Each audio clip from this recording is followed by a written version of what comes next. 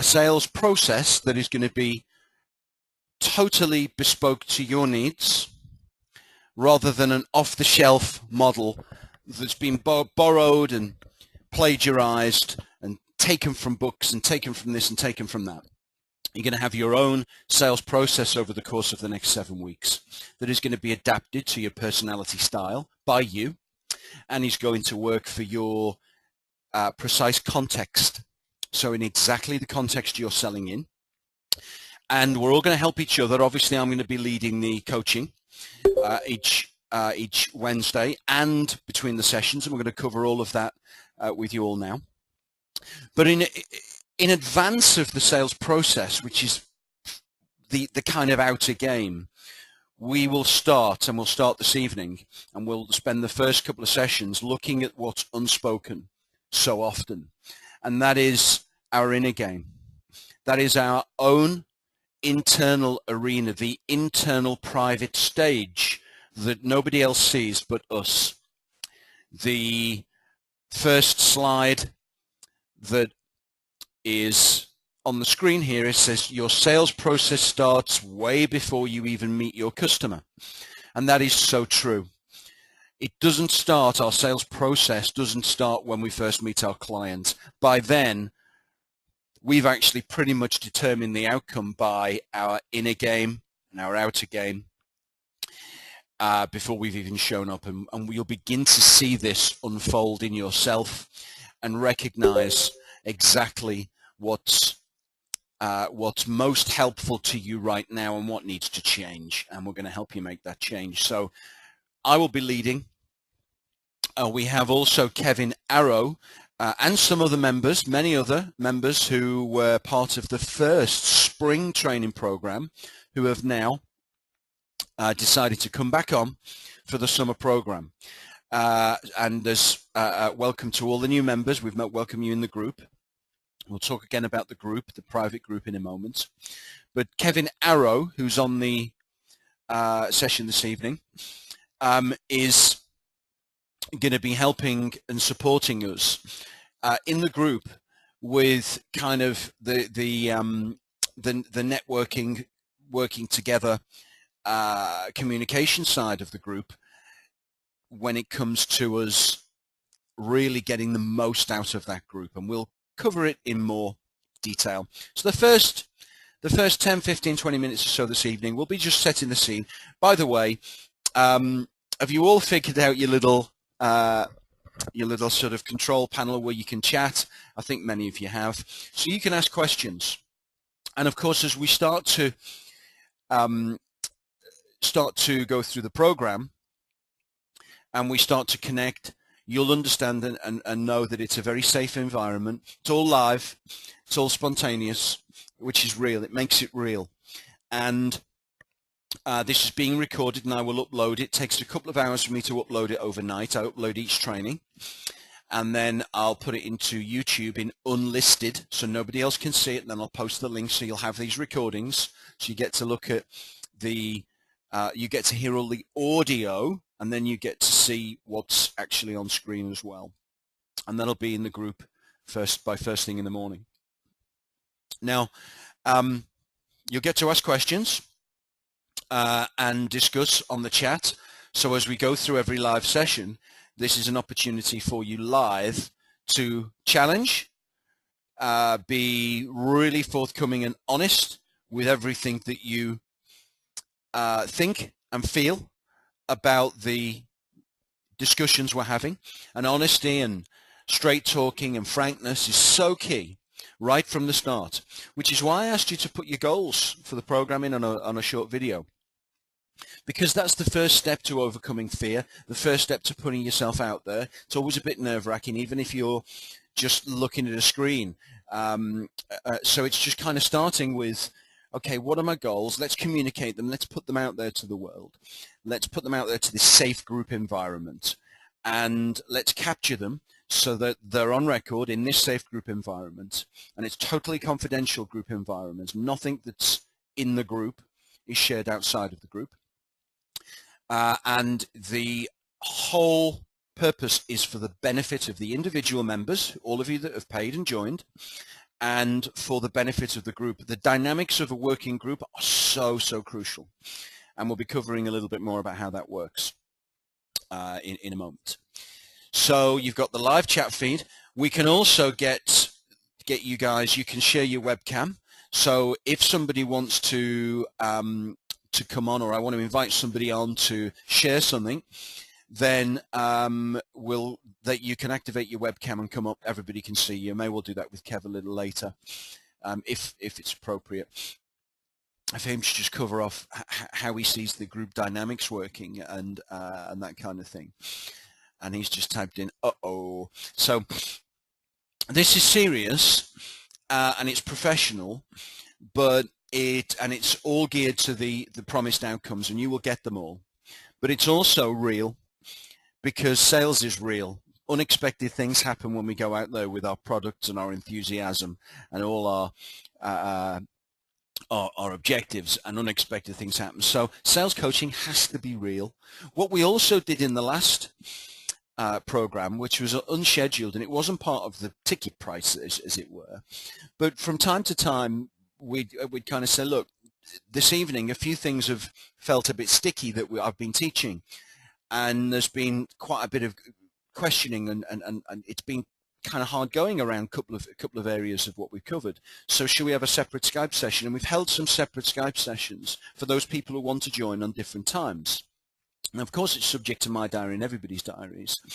But when we do that and we have actual separate Skype sessions or separate trainings, they can be for smaller groups, where it can work really, really well to just nail some things that individuals may have found sticky. So that's without charge. When I can do it, when there's a need, we can do that. And of course as well, one of the privileges you have as being a group member is that if you do want some one-to-one time with me to go through something really, really important for your business, and you think, like, I need to nail this now as relevant to what Paul was covering on the session, then we can do that. But of course that's within reason. But I didn't in the last program, I didn't let anybody down on that. So in terms of what everybody wanted separately, we were always able to provide coaching and assistance. So we'll do that again. So I want to just come back to this unique opportunity, because it really is a unique opportunity for you. And what I mean by this, team, and I always call you a team because this is a team environment now, and the power of a group is really important. What I mean is that to have the opportunity to get my experience, and I actually don't like talking myself up, even though I do a lot of promotion on Facebook and LinkedIn and all the rest of it, because it's part of the business. But actually, probably like the rest of you,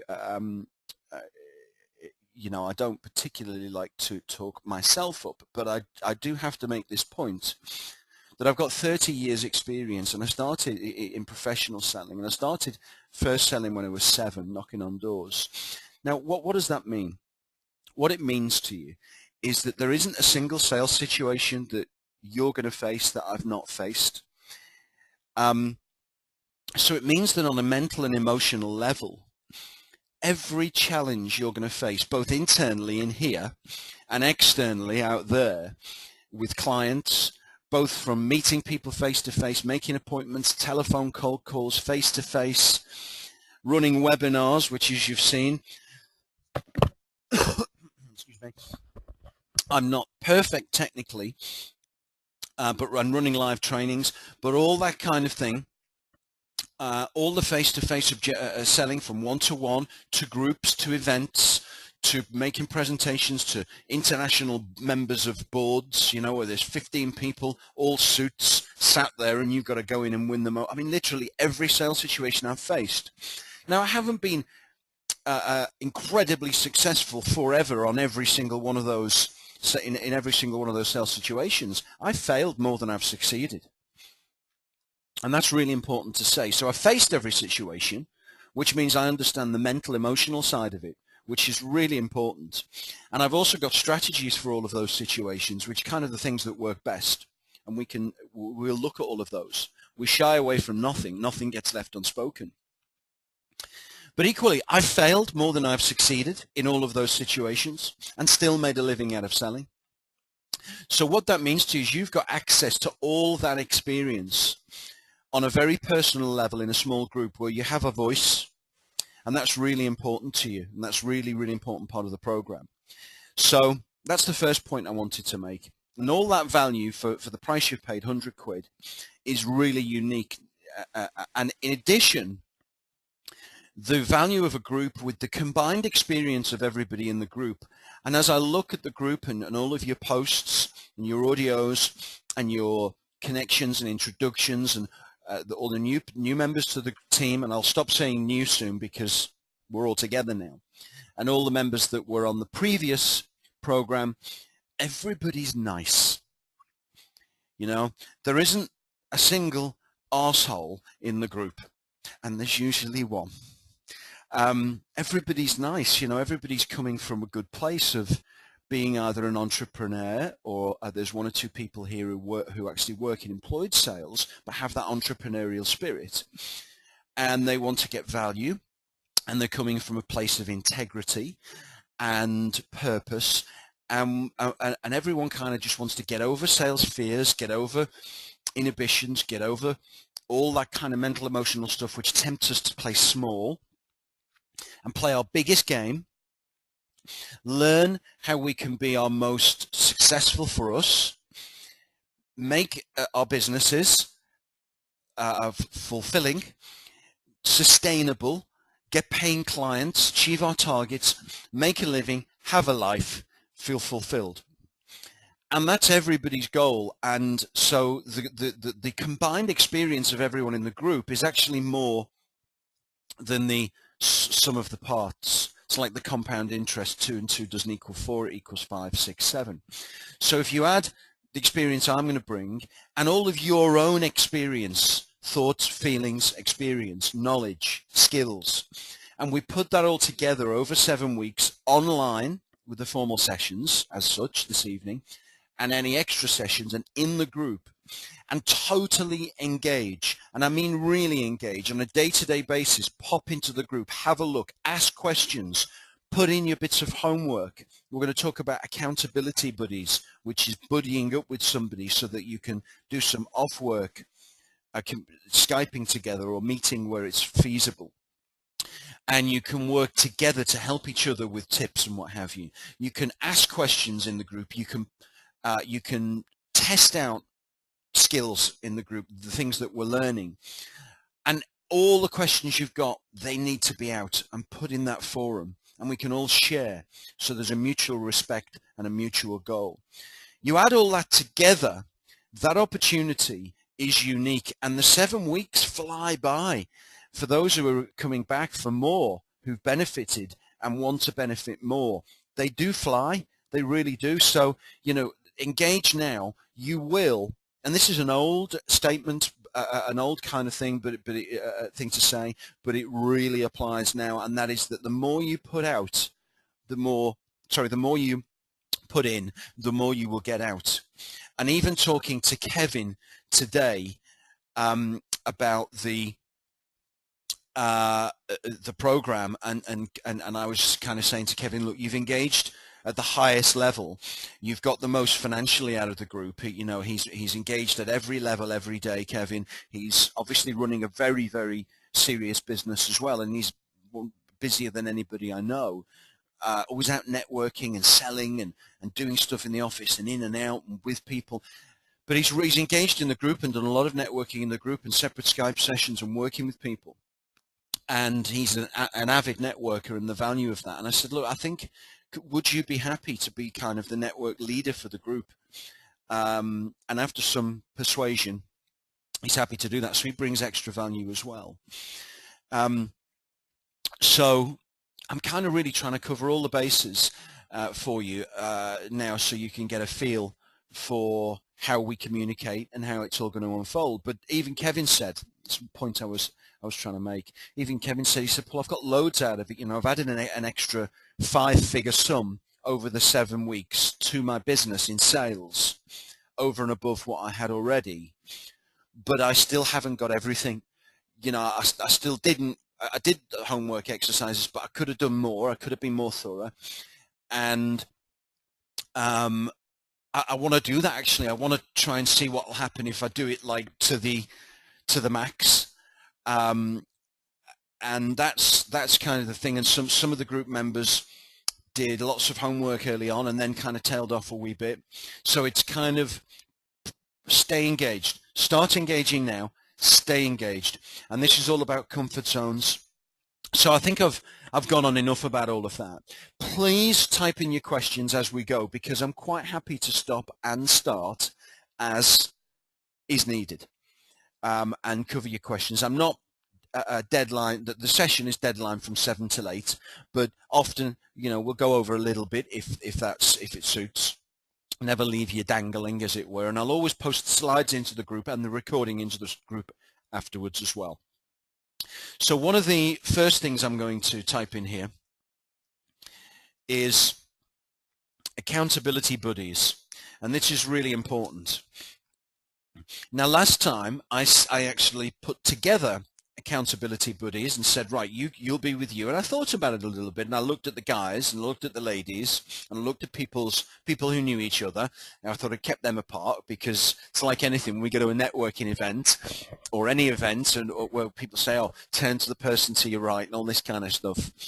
And if you're with somebody you know, it's easy. The whole point of it is to actually work with somebody you don't yet know, because that's a new relationship. You're pushing comfort zones. You're getting over fear. So I put people together, and some of the partnerships worked really well, and some didn't. And what I mean is, for some, the accountability, working together offline, people really engaged, and for others, the engagement wasn't there. So what I want you to do to start with is, after the session this evening, I'd like you to do a quick exercise. And this is the number one thing. Start with an exercise. Always make your audience do a bit of work. And that is that I want you to post in the group, and this is not another video, so I just want you to post in the group after the session what we already know what your goals are. So post in the group what kind of person is going to bring out the best in you as an accountability buddy. And I want to watch this, and also Kev and I, to help fuse this together over the next couple of days, so that you can start to actually select and choose your own accountability buddy. So you'll put a little advert out. So for instance, I would put, hi, it's Paul, you've seen my video. My goals are this, this, and this. And the kind of person that I need is somebody completely unlike me. I need somebody who's highly structured, who's going to take my enthusiasm and all my creativity and actually bring it down to earth in a structured way and make me follow through with a structured pattern. And they're going to listen. They're going to pick out key actions, and when we speak, they're going to ask me, how are you getting on with these key actions? So they're going to be, this is the kind of person I need as an accountability buddy whenever I'm in mastermind groups or what have you. And I am in a mastermind group with my peers, and my buddy in that group is somebody who is totally the opposite of me. I'm very, very highly structured. They're introvert. They're very intelligent. And the combination is awesome. I'm bringing them out of themselves and helping them to be more creative. They're bringing me down to earth and helping me be more thoughtful, reflective, and structured. So I want you to think about that. And that's kind of task number one, is to get yourself an accountability buddy. So that means that I don't just stick you with somebody. It means that you actually get that for yourself. Now, the deadline for that is to have that done by Friday at 5 p.m. That way, and this is going in the group chat, but also you need to make a note of that, because I want, after the session this evening, for you to put in, this is who I am and what my goals are, as a reminder from my video. This is the kind of person I would like, I want as an accountability buddy. Now, if you're a guy and you want a guy, if you're a girl and you want a girl, great. Okay, this isn't a dating center nor a dating service, so don't go looking for the most attractive people or wherever. You need to have integrity about this.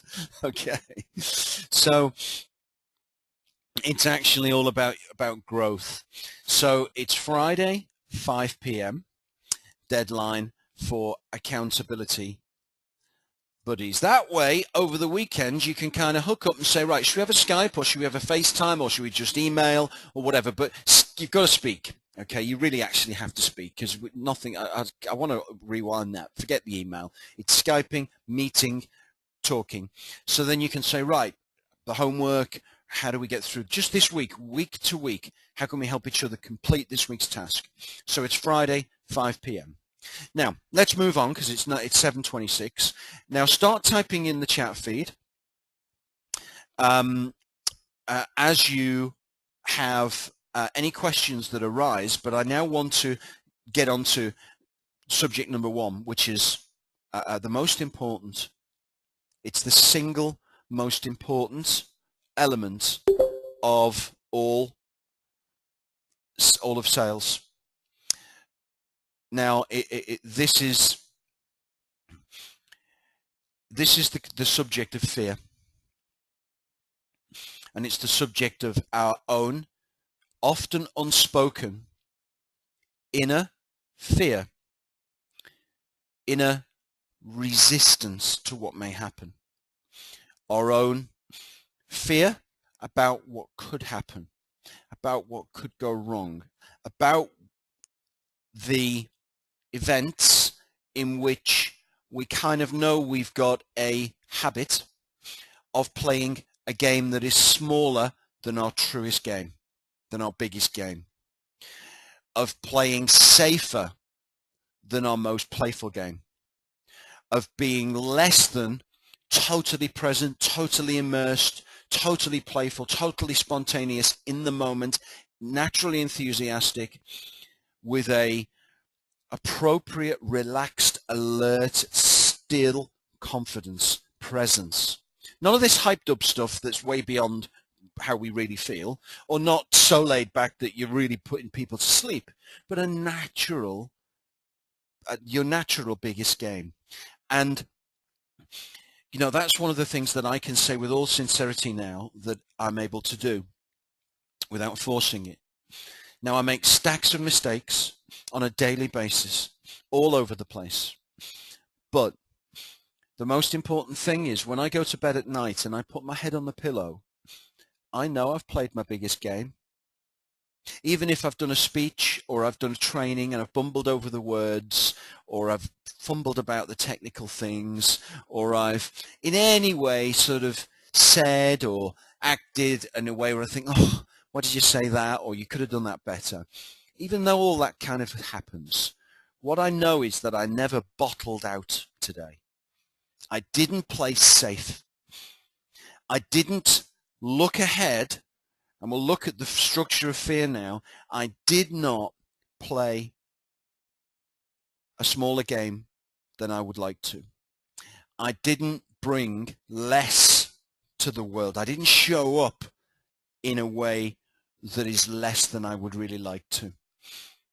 And that's every day, and my journey towards that I've shared with you, so I'm not going to waffle on about that journey. But you know that's come about as a result of having incredible lows. And what I've learned is that there is an antidote to fear. In fact, there is forget an antidote, because that happens afterwards. There is a preventative, a mechanism that we can set up and maintain that removes all fear for good, forever. And I found that, and I can transfer that, and I can teach that, and I can coach that, and I can help you get that. And it may not happen instantly. For some people, it has happened quickly. For some people, it has happened almost straight away. For others, a little bit of it has happened. We've kind of got there or got close, but we're not quite there 100%. It's taken me some time to achieve this, but this is the first thing I want to get you to. I want to get you on the road, starting now, to being fearless. And I don't mean in a macho sense, and I don't mean in a reckless sense, but I mean that you are not afraid of what may happen if you play your biggest game. So let's take a look at that. Now, is Becky on this evening? I just want to take a look, because if so, I'd like to bring Becky in just to share with us. Is Becky Adams in this evening?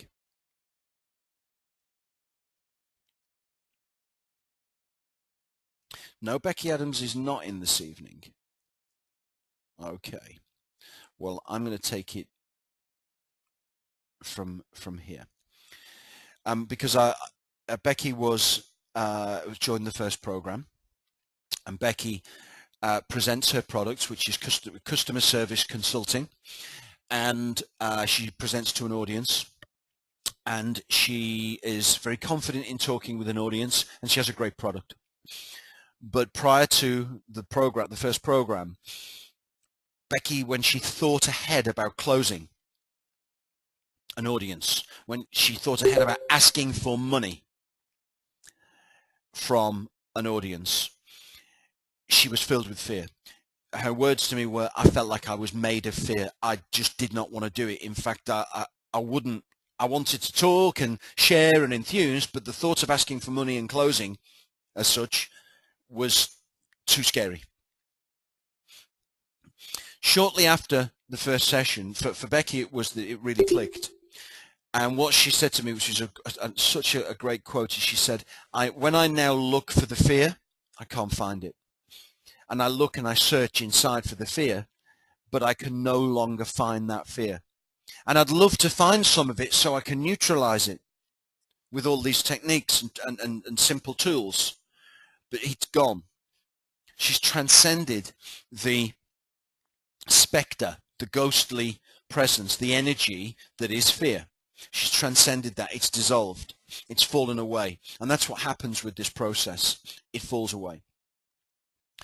Becky last night had a group together where she sold her consultancy and sold £1,600 worth of packages last night from one meeting. And that's not the first time she's done it. So there's just one example of how our relationship with fear can be changed quickly, dramatically, and for good. So let's take a look at it. Now, when you registered, guys and gals, for the session this evening, I asked a question which was, name your 3 biggest fears, your 3 key sales fears. So I'd like you just to type them all in, please. I have had a look, but I want you to type them all in again. So start typing your 3 sales fears that you entered into the training when you joined for this evening's session. The slide here says everything is created twice, first in the mind, then in the world. www.stresslesssales.com. So I want you to start typing in now in the chat your fears.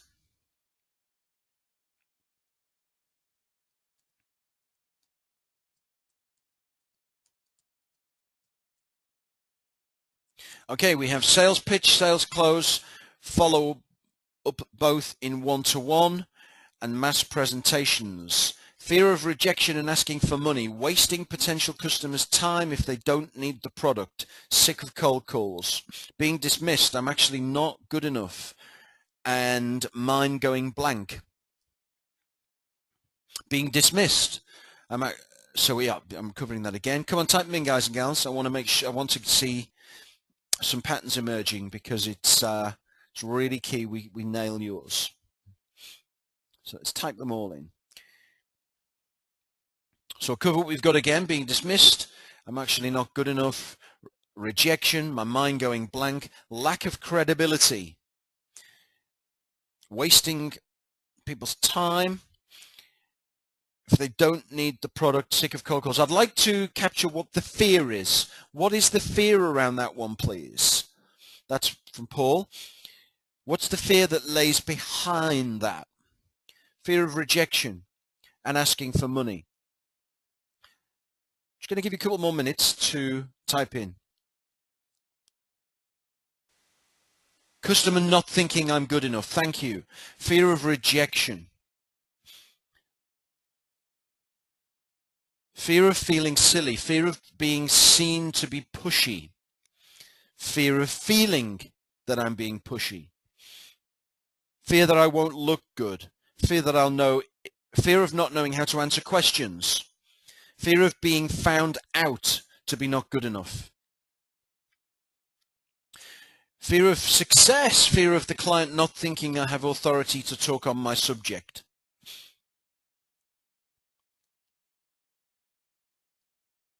Rejection, not being able to sell myself, asking for money. Right, thank you. Now, okay, keep typing them in, because naming your fear is the first step to conquering fear. We know that. Naming it is the first, actually writing it down. Maybe that was the reason why there was a little time lag there. I don't even want to type it in. Fear of selling for too low a price. Can you get beneath that? What's the real fear beneath that? Uncomfortable with follow-up, people not taking my sales pitch seriously. Fear of closing quickly. Let's get to what's beneath it. What I love about the world, and when I think about the world and everything we do, like, what's the meta? Meta is beyond what's, so the meta behind things is what's beneath what we actually see, what's underneath. I love everything meta. So what's beneath fear? So fear of rejection is what we say we fear, but what's beneath that? You know, this is what's really so fascinating about the world. And when we get into metas, that's when we transform. So fear of rejection, okay, what does that mean? It means that if there's resistance, then I'm getting rejected. So it's me. So I'm not good enough. So I'm fearful of coming out of this not feeling good enough. Why would I fear that? Do I already not feel good enough? So if this transaction, this interaction reinforces that, then it means it's true. I love these metas when you take fear and trace it back to its origin. Does this make sense? This is what I want to look at this evening for 10-15 minutes before we then really start to nail how we can overcome and dissolve this fear. Fear of what I've got isn't valued and isn't understood. I mean, look, this is the interesting thing. We talk about fear of the fears that we've all heard this old analogy, and that is that if in the surveys that have been done, the number one fear is public speaking, and the number three is death. So people are actually more afraid of public speaking than they are of death, and we've heard that 1,000 times. But I want to just take that a step further. It isn't fear of public speaking. We're not afraid of public speaking. We're afraid of the reaction we may get, which will make us come away feeling something. Does this make sense? When you connect and I say, does this make sense? Say yes or say no. Say boom, Nicole's saying boom. Say no, Paul, you're talking shit. I don't mind. I have no fear. My self-esteem does not depend on being liked. It doesn't depend on you agreeing with me. It depends, my success depends on me. And my self-esteem depends on me playing my biggest game and being focused on serving you. It doesn't depend on how I look. So this is the thing. Fear of public speaking is not about public speaking. It's about fear of how I'm going to feel afterwards if the reaction to what I say already presses a button which is there. I've put that button there which says I don't feel enough. So unless you react in the same way, that button's going to go off and I'm not going to feel enough. That's what we're frightened of, but we're already enough. So I want to get to the metas. It's like fear of flying. We're not afraid of flying. We're afraid of crashing. That's what we're afraid of. You look at every fear. It's not afraid of the thing. It's afraid of the meta. What's going to happen? What's the afterwards? Why? And it's usually fear of confirmation of what we already feel ourselves. In other words, we get what we kind of get what we are.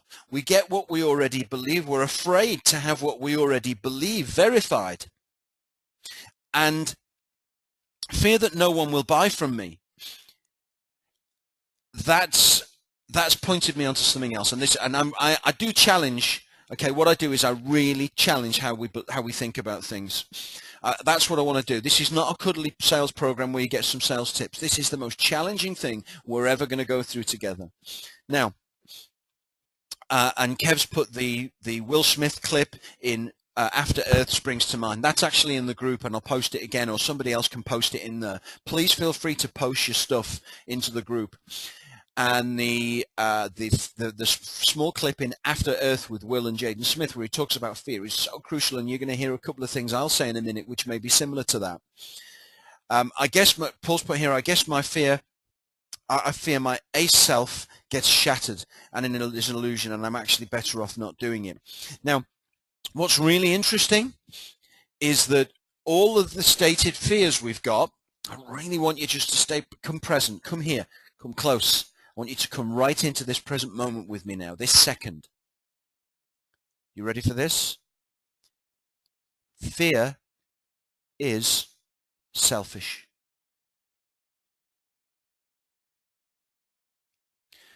Fear is self-centered.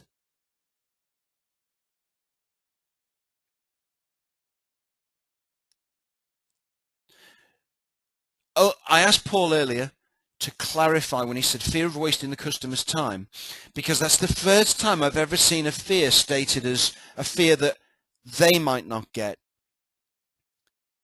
what they should get. When I asked for that, the meta beneath that fear, it became, well, fear that they'll see me as a waste of time. Fear, it's all self-centered. So Matty's question, fear is selfish. I want to look at this now with this slide and look at the structure of fear. Now, just let's reflect, because fear is selfish, fear is self-centered. I want to qualify that statement. Fear is created by a story that has and always has three qualities. One, it is set in the future. Two, it revolves, the story that's set in the future revolves around a central character, which is an imaginary me. It's not me, because I'm here right now in the present. It's a little action figure of my imagined mental self in an imagined mental story in an imagined future moment. And it's a story revolving around that little action figure, that imagined mental me, and that story has an unhappy ending. That is what creates fear. Now, whether we agree with this or whether we don't is irrelevant. Fear doesn't care, because this is how fear arises. This is what the mental structure, this is the mental structure that's required in order to create the mental picture, the future, with an imagined self, little action figure in that imagined future moment that hasn't happened yet, and everything revolves around that action figure that's me, and the stuff that's happening to that action figure isn't what I want to happen. The action figure's not getting a good time. The action figure is an imagined me. The action figure is the ego. It's not who we really are, because that's who we are right now. That's where we are. It is the mind-made self. That's ego.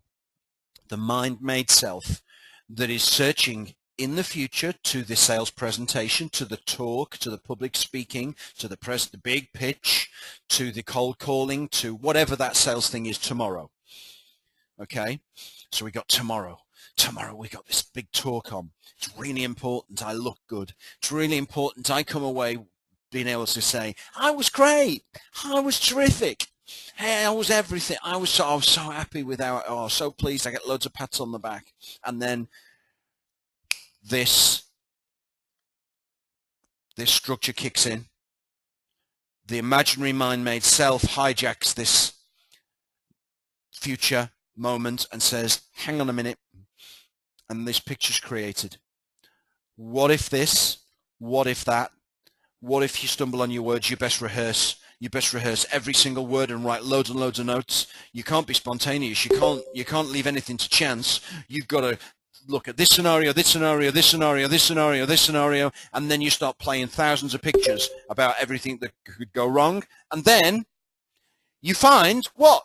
Thousands of things that could go wrong for the little imaginary me in the little imaginary future. And loads of things go wrong, and we find loads of things that go wrong. But what the magic is here is that we're like, it's almost like we're conjurers, because this moment hasn't happened yet. In fact, this moment is never going to happen, because it's an imaginary mental fiction with a little imaginary action figure. It's never going to happen. What will unfold in the now of tomorrow will be something totally different. The ego hijacks it and actually wants to try and protect us because it thinks that that's its job. The mind-made self thinks it's protecting us. It thinks we're in the future. We're not. We're here. And the mind-made self is fiction. But it doesn't feel that way. It feels real. We think we're projecting into a real future moment. We're not. It's fictional. It's fictional here right now. It's not future. It's just a mental phantom right now that's driving us mental and shaping our behavior now. And what happens from this is that the mind is that we don't like it. The brain hates it. It can't cope with it. There is a part of the brain in the limbic system that is timeless. It's a space in the limbic system of the brain, in the right brain, which is timeless and spaceless. It does not know time. It does not know space. It's directionless and it is timeless. So it's purely and simply like a now presence. But when we start putting pictures in our mind and that little imaginary me and playing these movies, what happens in this space is in the limbic system is it thinks that this stuff's happening now. It actually believes it's happening now because it's not got a concept of space or time, and it thinks it's happening to us now, not the imaginary me, because there's no ourself or other. It's just what's happening. It's just what's happening, what's going on, what's occurring, what is actually happening now. It believes this is happening now. So whether we like this or we disagree with this is irrelevant. This is actually what's hardwired into our brain. So if we play these pictures of the imaginary self, it starts to think, well, what if this, what if that, and we get all these images we don't like, the mental movies of the imaginary future. And what then happens is this stress, it creates a, I don't want this to happen. So we've got to stop this happening because we're searching mentally for all the things that could go wrong, and we can't find all the solutions because there's just endless files of things that could go wrong. So the answer isn't in conquering all of those, because we'll just stay up all night preparing and we'll be knackered, and then we won't be able to be present and spontaneous and serve, which is our true purpose, to serve them, not us. So what then happens is, rather than conquering all of the imagined scenarios, which it never will, it releases chemicals into our body now which says don't do this. It believes it's now. So it releases cortisol, which is the stress hormone. Too much of that's a heart attack. Most of what we get is just a little bit of anxiety, what we feel in the now. And it releases noradrenaline, which is what makes us feel tighter, dry mouth. It's not the euphoria, it's not the dopamine we feel when we're excited. It's actually just pure stress hormones. Because what the brain is saying is, look, this is happening now and I don't like it. Don't do it. Don't do it. And what it does is it releases those feelings now. So this thing hasn't happened yet, but we get the feeling now as if it's happening. Now, if what I've just explained to you, and I've not explained to it anywhere near as eloquent as psychologists may, but I've explained it to you in the way that I've experienced it for myself in the past, and that others experience it. Nicole's just put in there, releases a frenzied cleaning attack for her. She starts cleaning. A lot of people, and I can understand how by trying to protect you, it sabotages your actions. It sabotages your actions. It sabotages your playfulness. It sabotages the child that is, and I'm not talking about inner child stuff. I'm talking about the real child, the kid in us that wants to play. Like when we were a kid, we played just for play. We didn't play for a goal. We played for the present moment enjoyment of playing.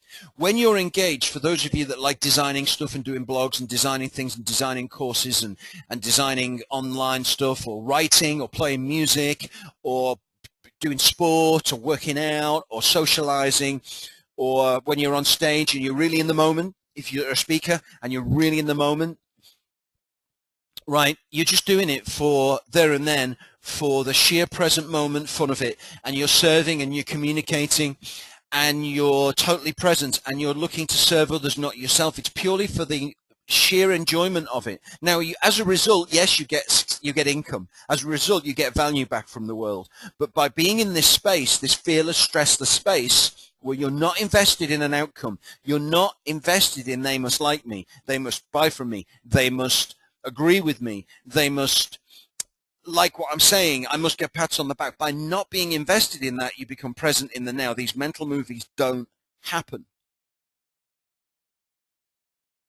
We start this. Now, how do we stop this? Look at behavior. Look at how we behave. If you've got, let's look at some examples, and I'd like you, Kevin's just put, Nicole, when that happens, can you come round to our house?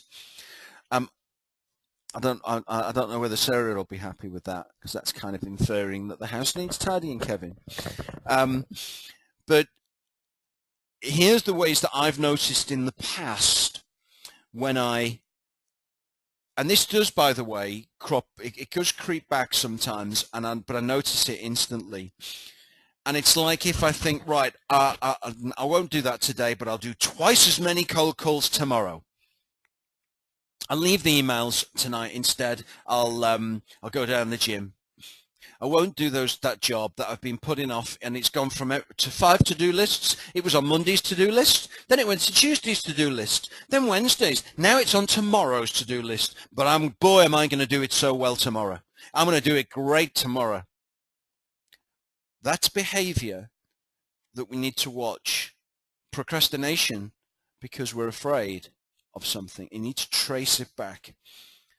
Activity that belly dances around what we really want to do means we're fearful of something. Activity that is avoidance of what we want to do means we're fearful of something. We will never transcend fear unless we face it. Now, how do we transcend it? We have to tell ourselves a new story. Now, by the way, at the bottom of the slides, it says stresslesssales.com. Guys, go to the site and I want you to subscribe to get my sales tips, the free audio that's on there. I want you to do it. Not because I want to sell you anything. You're already on a blinking program. I want you to subscribe on stresslesssales.com to my sales tips and to the stuff I send to my list, because you'll be getting golden nuggets. You'll be getting audio. You'll be getting offers when they come through in the future, but at the moment this is my key product, so you're not going to be bombarded with me saying buy this, buy this. You're going to get value. I want you all to do that, because you're going to get value and you're going to get stuff every day, and you might just get an email with something on it and you think that's perfect for me today. I did Paul know I needed that today. This is what happens. I want you to do it. But here's how we conquer fear. You tell yourself a new story. What do I mean by this? By this I mean, here is how fear comes about. Trace it back to what I've said so far. It comes back from the story in the imagined future. Why does there need to be a story in the imagined future? Why should there be a mental future? Well, the reason there should be a mental future is if our fulfillment, if our success, if our happiness lies in a mental future, then we are screwed. Now, you may be listening to this and struggling a bit and thinking, how am I going? What's this got to do with selling? Guys and gals, it's got everything to do with selling. And also, because I'm not using notes, I love the spontaneity, because sometimes some things I say there may be waffle for a minute or two, then something really meaningful comes out. You can't achieve that with script. So let this settle and percolate with you. And I want you to type questions in now as they're arising with you. But if anything I'm saying is kind of striking a truth, but it's not quite nailing it for you, then post in the group afterwards. Then we can set up a separate session later on in between the two. You can work with your accountability buddies, and you can post back. Can you clarify this? Can you give us more examples? This is where the growth is. It's not in me just giving you all the answers all the time. It's in me actually setting up the explosion and saying, right, boom, recognize this, relate to it. Here's the structure. Here's how it occurs. Here's how to solve it. Now let's do some work. That's what a good coach is. A good coach is somebody who does that, not somebody who just gives you all the answers and then you go away thinking, right, I'm done. I don't need to do anything. That's not coaching. That's not anything. That's called thieving. It's called fooling people. It's called trickery. So let's just now come back to this statement I made a second ago. An imagined future is the very thing that screws us up. Now, the only use for an imagined future is for a diary. That's it. So whether it's a mobile phone diary calendar, or whether it's a written diary, or a file of facts, as we had in the old days, or it's a mental diary. You know, we've all got our own little diary system. Mine's on my calendar on my phone. So the only use for a mental future is a diary. Like tomorrow, I've got some calls to do. They're in the diary, so I don't forget them. And then there's a mental diary, like I know that there's a couple of important things happening tomorrow for some members of this group, and I want to check in with them and just send them a little message, and I want them to know there's some people listening, and some of you have got some important things going on tomorrow, and I want you to know that I'm here for you if you want to talk or connect before or after, but preferably before. So I've got things on the mental diary where I'm aware of needs of others that I serve, and I've got things on the calendar. And I've also got like some stuff I'm going to be doing tomorrow. I went and did a speech yesterday at an event, and I spoke for half an hour at an event, and I've got 4 or 5 calls tomorrow with people with directors of businesses where they've said, I'd be interested to know what you may be able to do for us. So I've got Skype calls where I'm going to find out more about them. And hopefully I'll be able to find enough needs so that I can say, yeah, I can help you with this, this, and this. But I'm not mentally rehearsing them, because that's not what the mental future's for.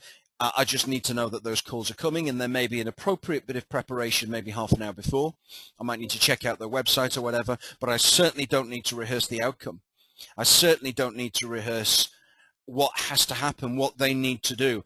Oh, I'm so goal-driven, I've got to get this sold. No, that imagined future is the killer. That's what screws me up. I just need to prepare adequately so that when I turn up, I can be present in that moment. Does that make sense? I bloody hope so, because unless we start getting this stuff now, we're going to stay screwed. We're going to stay hostage to fear. We only need to prepare sufficiently so that when we turn up in the future now, we're free, we're present enough to occupy the future now, because it'll be now then. It won't be the future, it'll be a now, it'll be another now.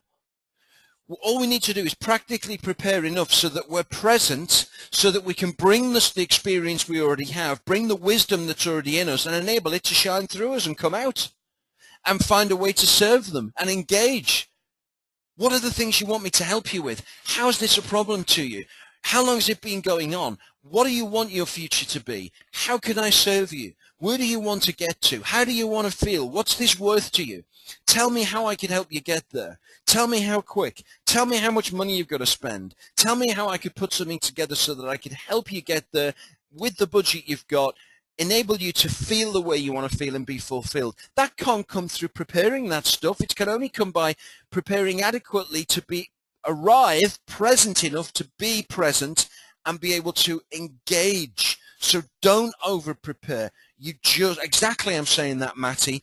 All you do is practically prepare sufficiently so that when we arrive, we can be present in that moment and not hanging out in a future moment. Because there'll be people tomorrow turn up to do a speech or something, and in the speech they're rehearsing the end of the bloody speech.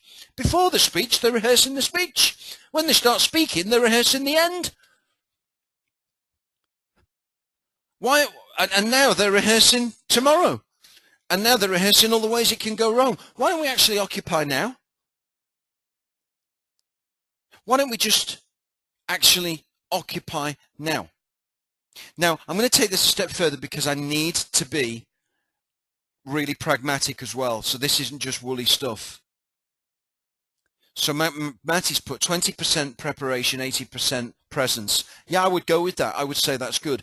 Matty put, so what you're saying is don't over-prepare so that you can allow your creative juices to improvise. Absolutely. Kev's put the outcome depends on the conversation. Always it does. Now, of course, we want to sell, but the only way we can sell is by getting them to buy off us. We have to get them to buy off us, which means forget your goals. I'm sorry, but forget it. Forget your goals in the moment. Yes, business and life goals, absolutely. That's for us now. It's not for us to take into the arena of tomorrow's sales arena. It's not for us to take into tomorrow's sales arena.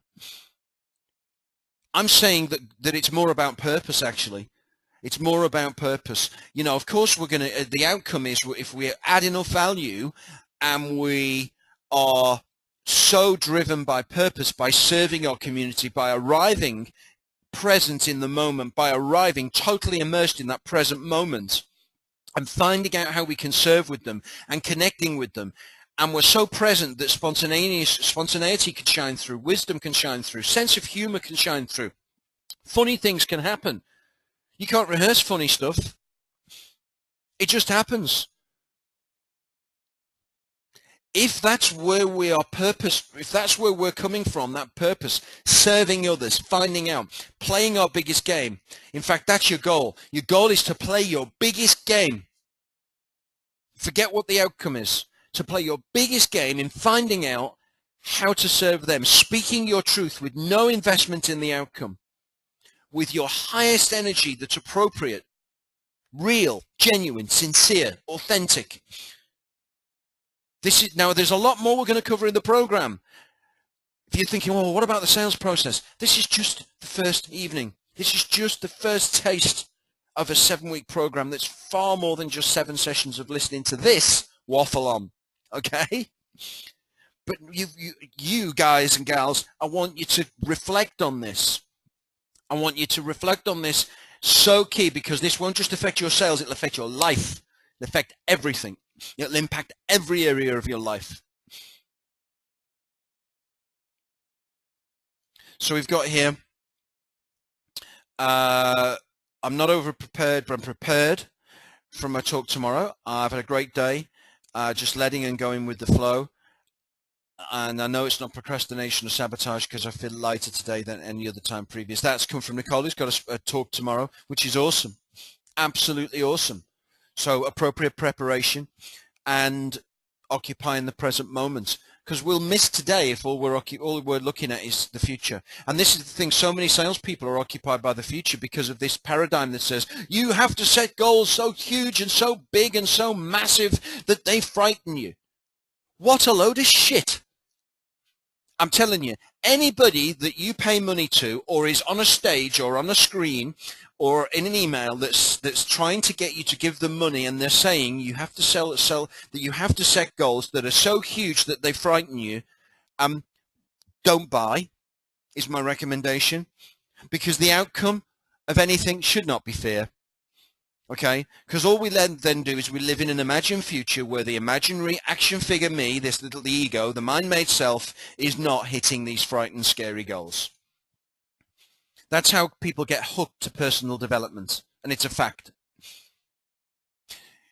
The things we want, money, outcomes, house, mortgage payments, a standard of living, to go to that holiday, that lovely place in Lanzarote.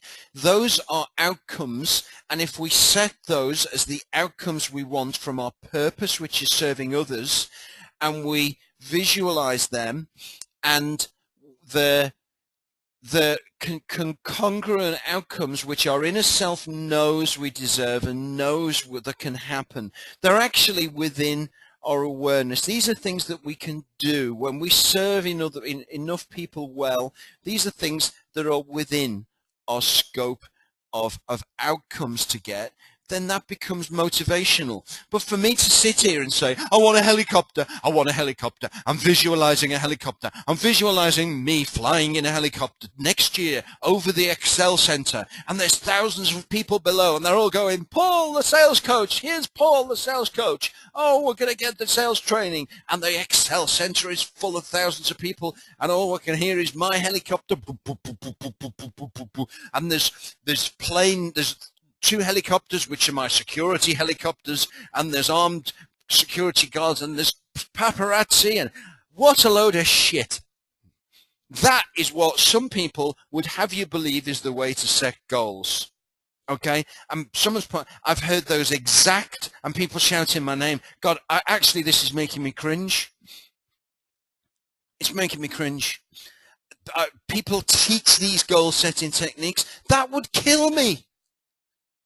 Because all I'll be doing is living in that future thinking, how's this future action figure going to get this helicopter? I need to pay the mortgage. I actually want to be serving people. Right? I want to serve people. I want to connect with people. I want to find out what people need. I want to be in the now.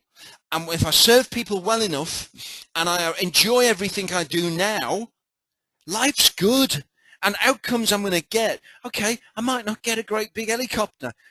To be honest, I don't want one. The insurance will be fucking horrendous, excuse my language, but I'm spontaneous now. I'm playing my biggest game. You know, the fuel bill will be ridiculous. I mean, I just don't want that. And paparazzi and people, I don't want it.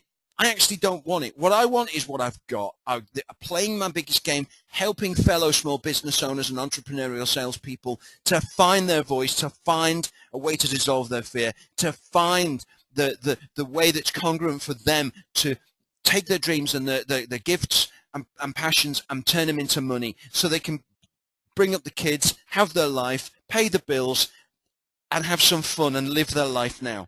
That's what's real for me, not the bloody helicopter. So tell yourself a new story is about, right, how can I feel fulfilled now? Not in an imagined future. And yes, the things, we're going to talk about goal setting in the next session next week, which is the outer game. We're going to talk about goal setting. But when we talk about goal setting next week, it's so pragmatic. It's real. It's like if I want to go to Lanzarote, like Kev does, where they go every year, later on in the year, in December, and they can work from there online and stuff, then I want to put a picture of Lanzarote on email, like on social media, like Kev did last night, and he put, so want to be there. And I could almost feel him. It's been a tiring day. He's been working hard. It's like, oh, I want to be there. Right, put it on the fridge. That's we know that this is within our field of awareness. So that's something that's, but I know I'm going to get that. Okay, I know I'm going to get that. I know we're going to have that. It's lovely. It's going to happen. Not, I want to go and live in a mansion in the hills, in Hollywood Hills, and let's put that on there, because I don't believe it. I believe in Lanzarote, but I don't believe in the Hollywood Hills. This is not get rich quick. This is not helicopters. This is about us living now and monetizing our gifts and our passions now, and going to sleep each night feeling good about the real us in the now. They've played it big today and served others. Okay, we may have stumbled over some words. We may not have pleased everybody, and not everyone's going to like us or agree with us. That's life. But the real value is to go to bed each night thinking, I played my biggest game today. I played my biggest game. And what you'll be learning and we'll be learning together and from each other, is how on top of playing our biggest game, we then can bring our outer game, which is next week, where we talk about how we show up. We talk about time and ourselves, and time is another illusion. We talk about managing ourselves, managing our energy. We talk about goals. We talk about managing incoming tasks. So we talk about life management in a very pragmatic and real sense. So we'll get onto all that stuff. This is not a goalless life, but I'm talking about goals coming after purpose. Today's about purpose. So let's just take this on to what's the story you tell yourself? Well, the story we tell ourselves is the story of now. Actually, go into now, go into our awareness. After this call finishes, okay, I want to get an accountability buddy in the group. I'm going to post. I want to give some feedback on the session tonight. Honestly, this group is not about you putting feedback in that always says, oh, Paul, it was so cool. You're so great. You're such a great coach. Inspiring. I don't want that. I mean, if you feel that, please feel free. It never offends. But if there's things like, wasn't sure about this, can't nail it, I'll reflect on it back, could do with some more help. Right? Or I thought that was rubbish. You didn't explain yourself well enough. Great. This is what we need. I need to give you value. Okay? Now, that's the story, is the story of now. It's the story of, okay, let's write down after the call. Let's talk about my fears. What am I really afraid of and why? What's beneath them? What is I'm afraid of in the future? Why am I afraid of being not liked? Why am I afraid of rejection? Why does the word no, the thought of being told no, no, no, no, no, hurt? Because we're going to get no's more than yeses, and we're going to fail more than successes. I have failed big style in my life, hugely, massively, but I'm still here. Talking to you. There's still food in the fridge. I'll have my own little Lanzarote equivalent this year. I'll fail tomorrow. But I won't actually, because that's not my story, is not fail. I can't fail because I don't have to make 6 sales tomorrow in order for me to feel successful. The only failing is not playing my biggest game. If I don't play my biggest game, then I've just failed in that moment, and I need to look at why. None of us are failures. But if we're just hanging out in the mental future all the time, that is the problem. So the story is of now. If we want to increase sales, be in the place that few people look, which is now. Do you most enjoy life when you're hanging out in the past or the future, or when you lose yourself in the present moment? When do you enjoy life most? Tell me that one, please. When does your inspiration, your creativity, and your spontaneity arise? Does it arise in the past? Does it arise in the future? Or does it arise now? By the way, has anyone ever actually directly experienced the past? Has anyone ever actually directly experienced the future? You haven't. You've only ever experienced now. You've only ever experienced the present moment. Even if we think we're experiencing the future, we're actually experiencing a mental picture of the future in the present moment. There isn't anything but the present moment. It is a fact. We have only ever experienced the now, the endless, totally present now. The furniture changes, the scenery changes, the arena changes, but the awareness that I show up with is always now. It's that timeless, spaceless awareness of now. And the wisdom and our experience and our love and our joy and our gift and our passions and what we're supposed to do wants to get through. The now is the only place it can show itself. It wants to get through. It wants to be born through us. That's why we're here in form. That's why we are here, to have this manifested through us, to serve others. And if we allow it to do that by being present in the now rather than hanging out in the fictitious mental future or past, if we allow it to come through us now, we serve others. We connect with others. They get from us what they're supposed to get. And the result is we get value back. We get our bills paid. We get our needs met. We might not get the helicopter, but our needs are met and some. When you're with somebody and you're both totally engaged in the conversation, and what the other person's saying Does it feel good? How does it feel when you're with somebody and you could be at a networking event or in Starbucks having coffee, or you're wherever you are, and how does it feel when they're kind of looking over your shoulder for a better deal? How does that feel?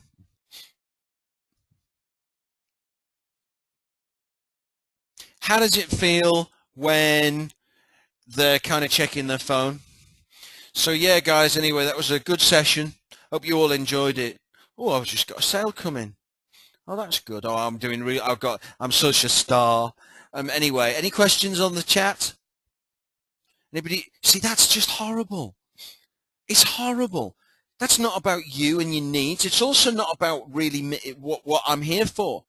It's about this mental ego, this mental phantom that tries to hijack stuff.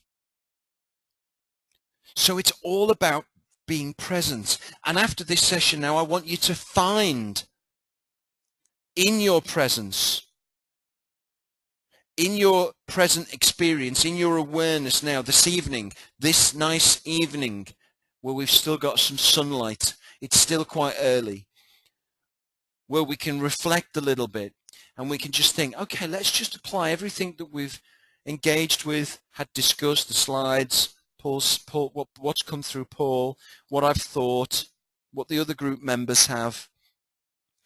Let's just actually I'm just going to let it all percolate. And I'm going to put some feedback in the group. I'm going to just percolate on it all and see how these circuitries that have always been going on within my brain, that have always been going on with the ego and my own relationship, but it'll be different for us all, how these affect how I show up and how I turn up, and then how they affect outcomes. It's all about the now. It's not about tomorrow or next week. And anybody that tries to sell you that it's all about the future and those great big huge goals and take money off you, they're only trying to get you addicted to self-development and to more courses. And that's by constantly selling us dreams of helicopters and a second helicopter and a fleet of helicopters and then some spaceships. They'll come next. Let's visualize a spaceship. Visualize the spaceship. You're the spaceship captain. Visualize this, and it's like the only credibility. The only qualification I need to actually join the spaceship mentoring club or the spaceship mastermind club is a credit card. Nice big credit card. You can join the You'll Have a Spaceship in a Year mastermind group. It's just bollocks, and there's, I want to really start this with, this is what this is about. This group is about realness. Right. We're at 8:18. That's a long session, and I haven't, in theory, lost anybody because we're all still on. Now, what I want to do, let's just recap. Please put your advertisement out in the group now for your accountability buddy. Do it tonight. I want feedback in the group. And none of this is a forced exercise. Just go on. Don't worry. I think, well, how should I word this? Just be yourself. Be real. Totally real. This is a closed private group. So you don't have to think like you do on Facebook. Oh, how are other people going to think of me? I best word this in a certain way. I can't speak. Right? Put it honestly. Okay? Honestly. And put your feedback in. I just want to see spontaneity and honesty. Then we can grow together. We can really grow and learn. Anybody wants to talk outside of the group, have separate sessions, put it in the group. I'd like to have a separate session. I can organize a separate Skype even. I've got Skype up to 10 people, group Skype, or I can create another free training like this where we can do something on the weekend or whatever. Let us know. I'll respond to need. Anyone wants to speak to me separately about stuff, as long as I've got the time, I can do it quick, or we can schedule a call or a telephone call or whatever. Let us know. Kev, you have your Kevin Arrow. You'll see his before video in the group. He's like the network leader for the group. Don't go to Kevin saying, Kev, I've got some queries on sales and stuff, although he's bloody good at sales. That's what I'm here for. But Kev is going to be posting in the group and saying, right, guys, come on, let's get the buddies going. Let's get the Skypes going. Let's get the chat going. Let's start talking about, and he'll want to get on Skype with you and find out about the businesses. There should be some joint ventures going on in this group. There could be members of the group that can sell to each other at special rates, exchange services. Let's get all that going. Let's get engaging. Right, we're off, we're running. The program is in place, it's live. Hopefully I've set the tone. Let's start engaging in the group. Let's start feeding back. Let's start communicating on a huge level, a very real level. And I want to, first of all, over the next 7 days, I want you to focus on naming your fears and finding out what's beneath them and asking for help in this group and reflecting on this. I'm going to put the slides and I'm going to put the recording in the group over the course of the next few hours, and we're going to go from there. So, everybody, brilliant to have you on board. Let's get that feedback going in the group, and I'll speak to you, see you in the group, speak to you during the week. Thank you and have a great evening. Thank you.